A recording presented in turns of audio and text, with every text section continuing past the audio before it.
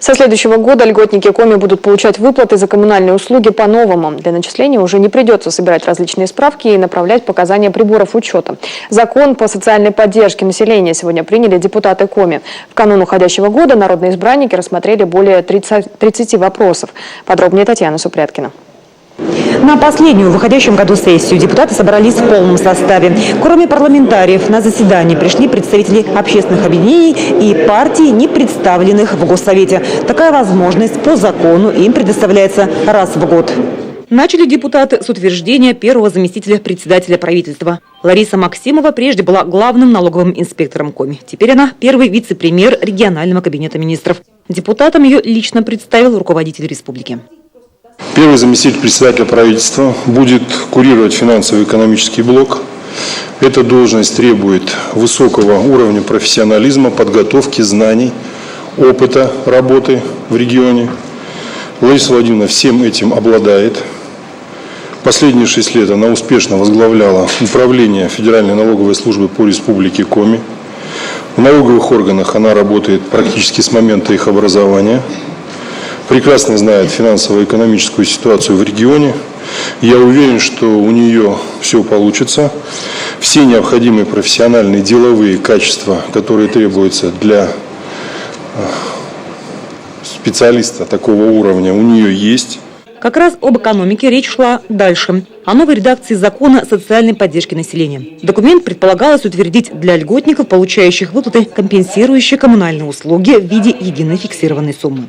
В Республике Коми льготники, которые получали выплаты в зависимости от того, сколько им начислили коммунальщики, каким образом, у них сколько проживает в их квартире родственников, сколько они потратили ресурсов, какие у них есть или нет, какие есть у них нет прибора учета. Мы сейчас в Республике Коми уходим от того, чтобы учитывать все вот эти критерии всевозможные, которые дополнительные. Уходим от дополнительных справок. Мы переходим к тому, что будет единая фиксированная выплата для льготника в зависимости от его категории.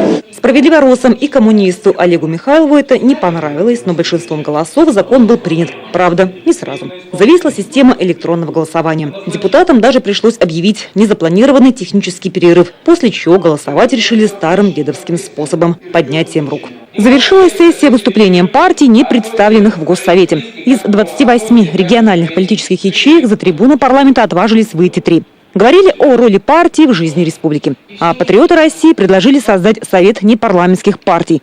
По словам лидера регионального отделения Андрея Петкова, этот совет должен стать площадкой для диалога между властью и непарламентскими политическими объединениями. Совет должен стать не только площадкой для общения представителей непарламентских партий с Государственным Советом, но и для их диалога с исполнительной властью.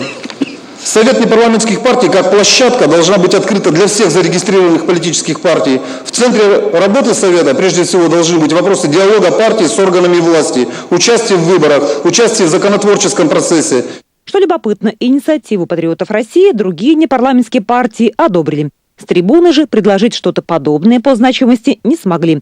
Звучали лишь оценки того, что происходит в России, и заявления о том, как должна себя вести оппозиция. Конечно, выступления у некоторых представителей партий получились эмоциональные, даже чрезмерно эмоциональные, но в любом случае это свидетельствует об активной позиции тех же представителей неполитических партий. Вопросы, которые они поднимали, волнуют их, волнуют из глубины души. Единственное, конечно, поконкретнее бы хотелось услышать в качестве предложений по стратегии развития Республики Коми, пожелания нашему правительству, органам исполнительной власти по улучшению жизни жителей Республики Коми.